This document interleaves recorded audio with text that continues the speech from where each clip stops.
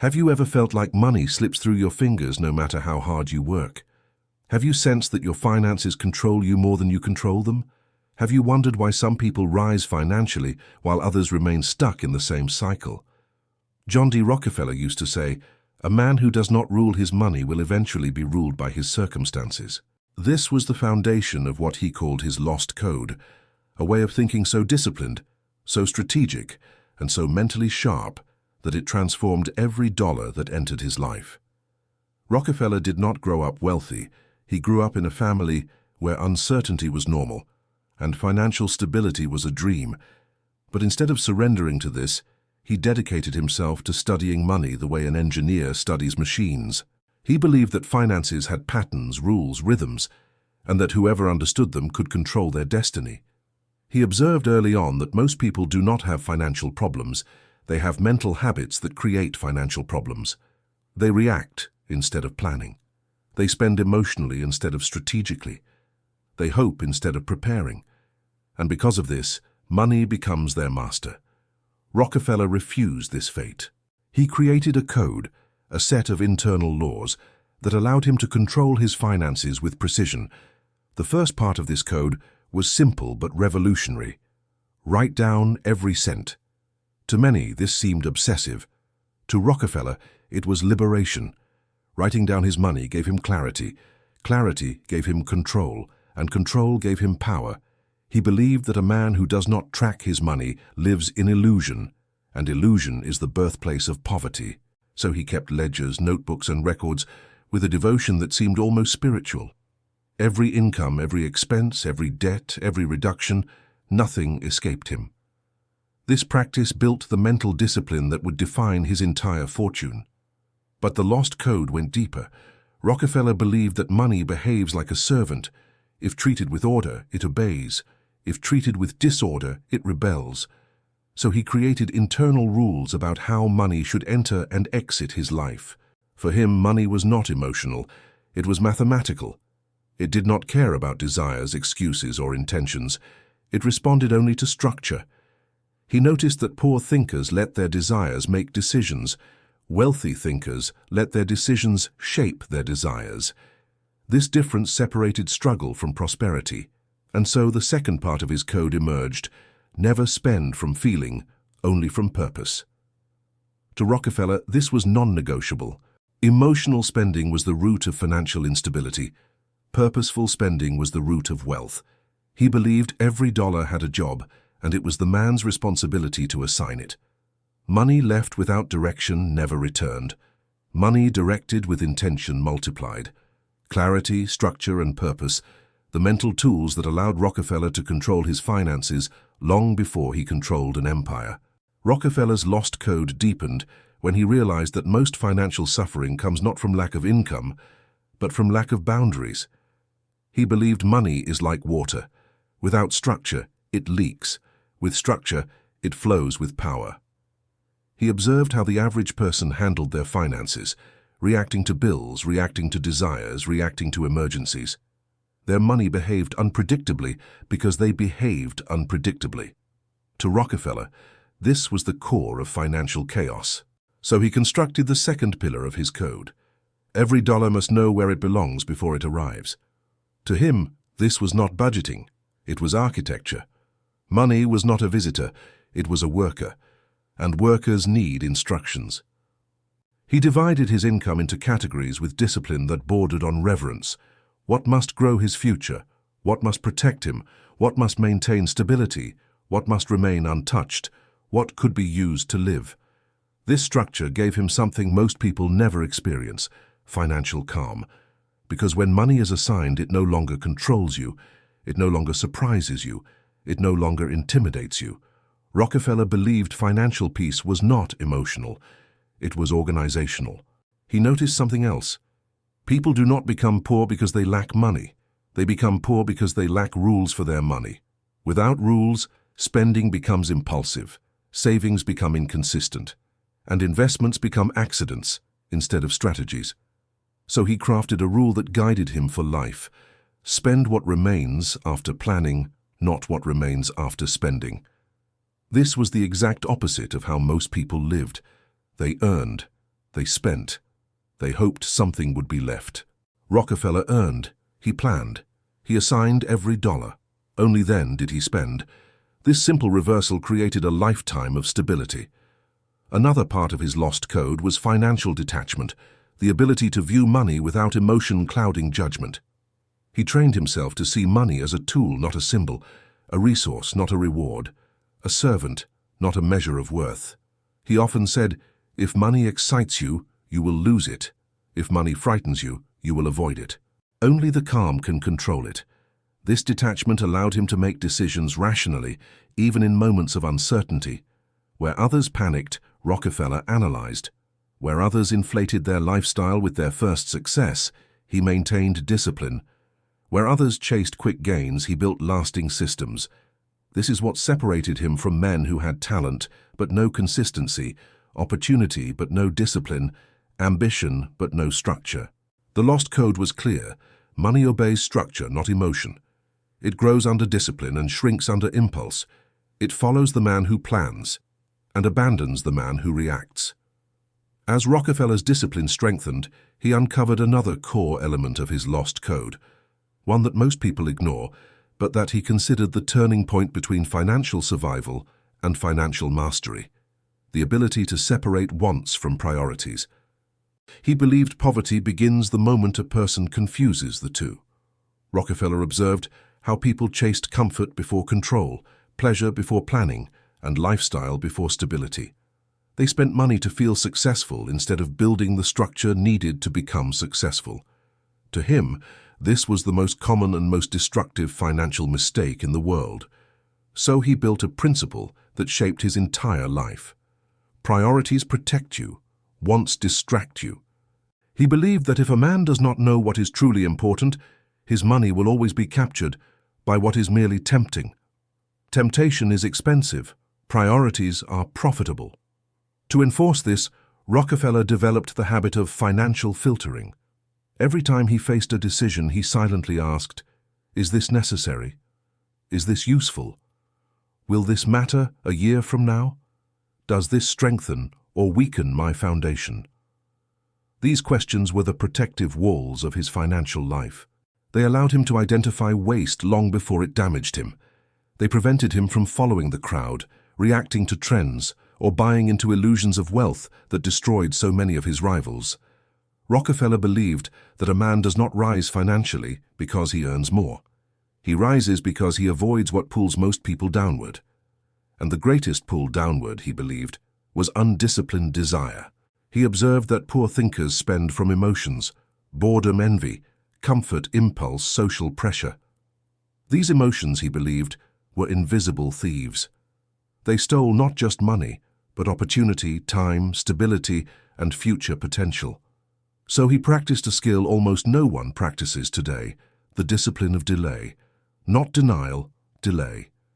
He trained himself to wait before spending, to pause before deciding, to consider before committing.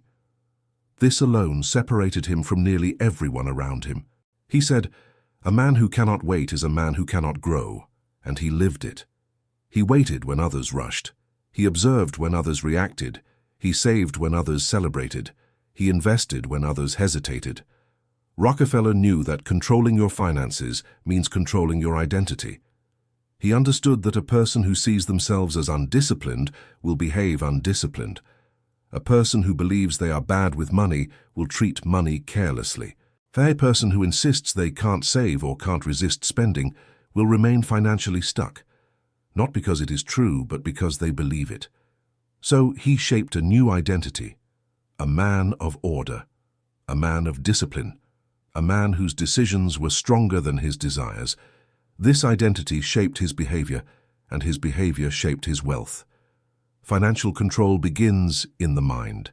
Wealth begins in priorities. Freedom begins the moment you stop letting wants destroy what your future needs. Rockefeller's lost code grew even sharper when he discovered a principle that many people fear to confront. Your financial life is a reflection of your systems, not your intentions. He believed that a man who relies on motivation will fail, but a man who relies on systems becomes unstoppable. He often observed workers, merchants, business owners, and even investors who wanted to build wealth, but their daily actions contradicted their desires. They hoped for stability, yet lived in disorder.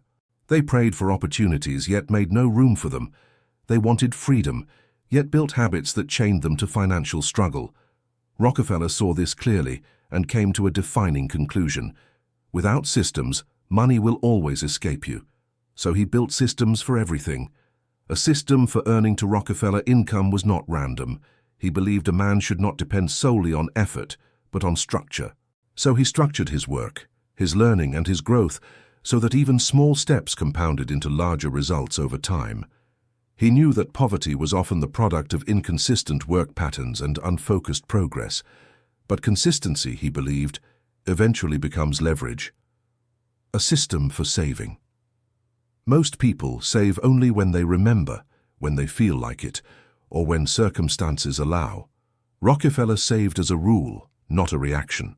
His savings were automatic, a non-negotiable part of his identity. He believed that savings were not about the amount, but about the discipline. Savings built confidence. Confidence built clarity. Clarity built opportunity. A system for investing. Rockefeller knew that money sitting still is money weakening, but he also believed that investing without understanding is gambling in disguise. So he created an investment system grounded in study, patience, long-term thinking, strategic positioning, risk awareness. He invested only when the math supported the vision, not when emotion supported the illusion. A system for spending. Perhaps the most radical part of his code was how he spent. He spent last, not first, and even then he spent with intention. He believed spending should be the final chapter of a decision, not the introduction. But there was another layer to his lost code, one even deeper, the power of controlled environment. Rockefeller believed a man's surroundings quietly shape his financial destiny. He observed that people surrounded by chaos tend to make chaotic decisions. People surrounded by spenders tend to overspend. People surrounded by complainers tend to stagnate. People surrounded by visionaries tend to rise. So Rockefeller shaped his environment to shape his mind. He surrounded himself with order, structure, predictability, focused people who valued discipline. This environment reinforced his identity and strengthened his financial systems. And as these systems took root, something powerful happened. Money no longer frightened him, surprised him, or controlled him. It became predictable, it became manageable, it became a tool. You do not control your finances through force, you control them through systems. And the man who builds systems becomes the master of his wealth. As Rockefeller perfected his systems, he uncovered a deeper dimension to financial mastery, one that few people understand, but that he considered essential to escaping financial struggle. The ability to think in terms of value rather than cost. He believed that most people remain poor not because they lack income, but because they lack the mental framework to evaluate choices correctly. They ask, how much does this cost instead of what does this create? In Rockefeller's eyes, this mistaken focus keeps people stuck indefinitely. He often said, the poor man measures price, the wealthy man measures value. This shift in thinking changed everything. Rockefeller learned to examine every decision through the lens of long-term impact rather than short-term expense. To him, a book wasn't a cost, it was a tool. A skill wasn't an expense, it was leverage. A mentor wasn't a luxury, it was acceleration. A disciplined habit wasn't restrictive, it was freedom. A delayed purchase wasn't sacrifice, it was strategy. He believed that a man who understands value will always rise above a man who only understands cost. Value in knowledge. Rockefeller invested in education long before people around him understood why. He studied business reports, market patterns, production methods, and financial ledgers. To him, knowledge was the highest yield investment available to a poor man. Why? Because knowledge compounds, and compounded knowledge builds opportunity. Value in stability. Rockefeller treated financial stability as an asset, not a phase. He believed stability allowed a man to take advantage of opportunities that the unstable mind could not even perceive. A stable base created space for calculated risk. the very risk that produces wealth. Value in discipline. He believed discipline was the most profitable habit in the world, not talent, not luck, not intelligence, discipline, because discipline turns small advantages into massive results. It transforms ordinary income into extraordinary freedom. It converts goals into systems, and systems into wealth. Value in reputation. Rockefeller protected his reputation with the same care he used to protect his finances. He believed trust was currency, reliability was leverage, and consistency was wealth. In his view, opportunities flowed toward the man whose word was strong, whose behavior was steady, and whose character was clean. Value in time. More than anything, Rockefeller understood the value of time. He believed that time is the one resource equal to all men, but used wisely by very few. So he structured his days, protected his hours, and treated time the same way he treated money, with intention, precision, and discipline. As Rockefeller applied this value-based mindset, something profound happened. His financial decisions became easier, clearer, and more strategic. He no longer felt torn between desires and goals, because value made the decision for him. Wealth is created not by earning more, but by thinking differently. When you prioritize value over cost, you elevate your entire financial destiny. As Rockefeller's lost code reached its final form, he uncovered the principle that tied everything together, the principle that determines whether a person will rise financially or remain trapped forever. The ability to build a financial identity strong enough to attract wealth and disciplined enough to keep it. He believed that money does not stay where it is not respected. It does not grow where it is not studied. It does not obey where it is not led. And it does not multiply where the person handling it remains the same. Rockefeller understood that wealth is not an event. It is a transformation of character. He often said, "Money is a mirror. It reflects the man who holds it." If a man is disorganized, money will create more disorganization. If he is impulsive, money will amplify his impulses.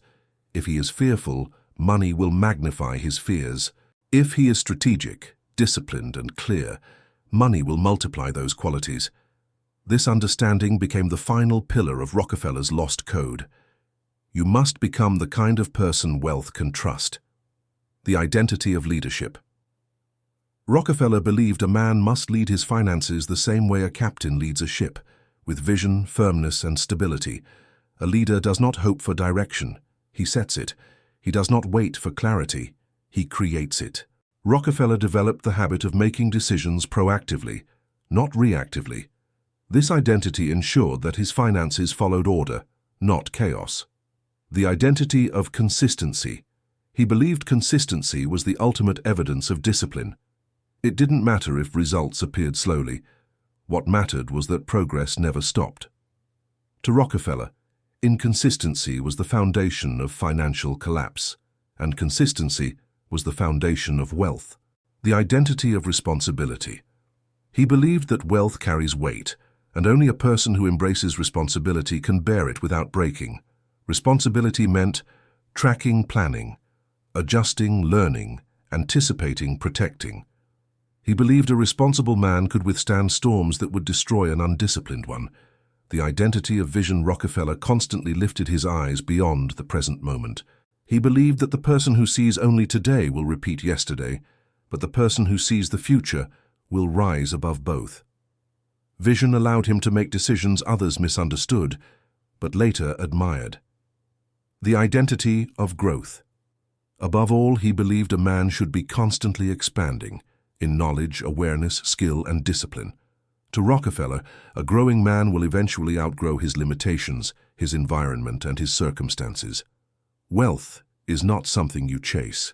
It is something you become ready for. Rockefeller did not build his empire by accident.